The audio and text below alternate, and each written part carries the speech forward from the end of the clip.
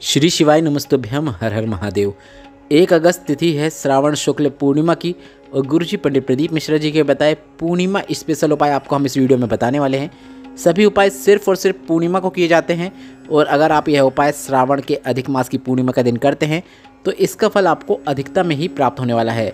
आप चाहो तो पाँचों में से कोई भी एक उपयोगी उपाय करके उसका फल प्राप्त कर सकते हैं या फिर आप अपनी आवश्यकता के अनुसार एक से अधिक उपाय भी कर सकते हैं। सभी उपाय बहुत ही उपयोगी है और सिर्फ पूर्णिमा में किए जाते हैं, इसलिए आप वीडियो को अंत तक देखें ताकि कोई भी उपयोगी जानकारी आपसे ना छूटे। बढ़ते हैं पहली विशेष जानकारी की ओर। गुरुजी ने बताया था कि नेत्रों में ना दिखना, कम दिखना या फिर धीरे धीरे नेत्रों की रोशनी जाना, ऐसे में गुरुजी पंडित प्रदीप मिश्रा जी ने पूर्णिमा का एक बिल्कुल विशेष उपाय बताया है। गुरुजी ने कहा मल्लिकार्जुन आप जब जाते हैं तो वहाँ पर आपको एक कुआं मिलता है और पूर्णिमा की रात को अगर आपको मौका मिले तो उस कुएं में आपको पूर्णिमा के चांद के दर्शन करना है। इसके बाद आपको जो पूर्णिमा का चांद है उसके दर्शन करना है। मतलब आपको पहले कुएं में चांद के दर्शन करना है, फिर ऊपर सर करके जो चांद है उसके दर्शन करना है। मतलब आपको 2 जगह चांद के दर्शन करना है, एक कुएं में और एक ऊपर सर करके चांद के जो आकाश में है। गुरुजी ने बताया इस प्रकार से 2 चांद के दर्शन करने वाले को नेत्रों संबंधित परेशानियों में लाभ देखने को मिलता है। बढ़ते हैं दूसरे विशेष उपाय की ओर। भोपाल की महामृत्युंजय शिव महापुराण कथा के चौथे दिन की कथा में एक काफ़ी अच्छा पत्र आया था जिसमें पूर्णिमा के त्वचा रोग से संबंधित काफ़ी अच्छी जानकारी थी, जो कि इस प्रकार है।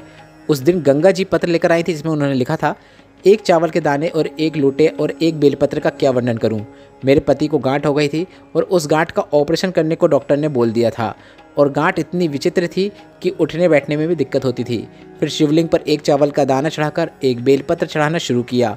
शिवलिंग पर जल चढ़ाकर उस जल का आचमन करना शुरू किया। सीहोर कोपरेश्वर धाम में जाकर रुद्राक्ष प्राप्त करके ले आए और रुद्राक्ष वाला जल भी आचमन करना शुरू किया। और जो डॉक्टर ने कहा था ऑपरेशन होगा, उसके 22 दिन बाद फिर से डॉक्टर के पास ऑपरेशन के लिए गए, पर वह गांठ गल चुकी थी। अब इसी पत्र में एक और विशेष जानकारी थी जो कि इस प्रकार है। इसमें लिखा था, मेरे बेटे के हाथ में सफ़ेद दाग हो गए थे। हमने डॉक्टर को दिखाया, आयुर्वेदिक दवाई की, सभी प्रकार का उसका ट्रीटमेंट किया, पर उसे आराम नहीं मिल रहा था। इसके बाद आपने शंकर भगवान के मंदिर में जाकर शमी पत्र वाला जो उपाय बताया था वह करना प्रारंभ किया।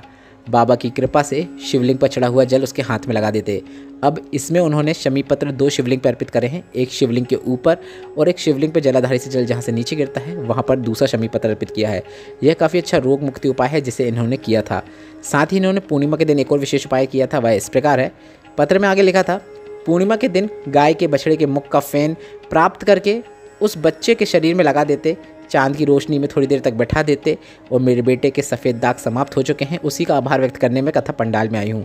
मतलब इन्होंने पूर्णिमा के दिन गाय का जो बछड़ा होता है, जब वह गाय का दूध पीता है तो उसके मुंह में उसका फेन लग जाता है, मतलब सफ़ेद सफ़ेद लग जाता है, तो उसे प्राप्त करके उन्होंने लाया और उस बच्चे को जहाँ पर परेशानी थी शरीर में वहाँ पर उसके हाथ में लगाया जहाँ पर भी उसको परेशानी थी। इसके बाद उसको पूर्णिमा के चांद की रोशनी में थोड़ी देर तक बैठाया, 15 से 20 मिनट या आधा घंटा बैठाया।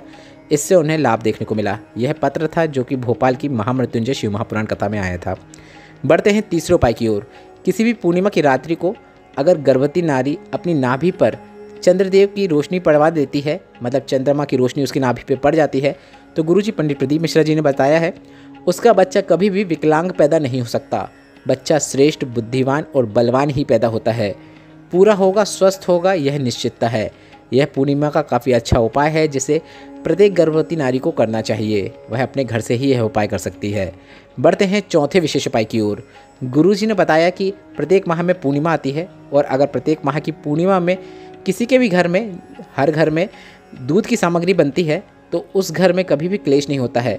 मतलब दूध की सामग्री से खीर बनती है या फिर जो भी दूध की सामग्री होती है वह बनती है, तो उस घर में कभी भी सास बहू या फिर माँ बेटे के झगड़े नहीं होते हैं, उनके बीच में प्रेम संबंध हमेशा बना रहता है। यह पूर्णिमा का एक अच्छा उपाय है जिसे आप अपने घर में गृह क्लेश दूर करने के लिए जरूर कर सकते हैं। बढ़ते हैं 5वें, अंतिम और सबसे विशेष उपाय की ओर। बिहार खगड़िया की नंदीश्वर शिव महापुराण कथा अगर आपने सुनी होगी तो उस कथा के 5वें दिन की कथा में गुरुजी ने एक विशेष उपाय की जानकारी देते हुए कहा था, ऐसे लोग जिनको संतान प्राप्ति नहीं हो रही है उन्हें यह उपाय करना चाहिए। एक ऐसा संतान प्राप्ति उपाय जिसे करने से 30 वर्षों बाद भी संतान की प्राप्ति हो जाती है। गुरुजी ने बताया था, एक कथा के माध्यम से गुरुजी ने पूरा समझाया था। पूरी कथा आपको हम बताएंगे तो बहुत लंबा वीडियो हो जाएगा, पर हम आपको शॉर्ट में बता देते हैं। गुरुजी ने बताया था, माता यशोदा की जो माँ थी उन्होंने माता यशोदा को कहा था कि संतान प्राप्ति के लिए पूर्णिमा के दिन ब्राह्मणों को नदी के तट पर भोजन कराना है। तो माता यशोदा ने ऐसा ही किया था। माता यशोदा ने पूर्णिमा के दिन ब्राह्मणों को नदी के तट में भोजन कराया और उस भोजन में उन्होंने खीर और मालपुए को शामिल किया था, जिससे उन्हें 55 वर्ष की आयु के बाद संतान की प्राप्ति हुई थी। तो अगर आपके आसपास कोई नदी का घाट है, वहाँ पर अगर कोई मंदिर है, तो वहाँ पर जाकर आप पंडित जी को भोजन करा सकते हैं, या फिर ऐसा नहीं है तो आप अपने घर के ही नज़दीक में जो मंदिर होगा उसके जो पंडित जी होंगे उसे आप अपने घर पर भोजन के लिए बुला सकते हैं और उन्हें भोजन में आप खीर और मालपुआ ज़रूर शामिल करें। इस बात का आपको विशेष ध्यान रखना है। भोलेनाथ की कृपा हुई तो वह कितने ही वर्ष क्यों ना हो गए हों, आपको संतान की प्राप्ति जरूर होगी।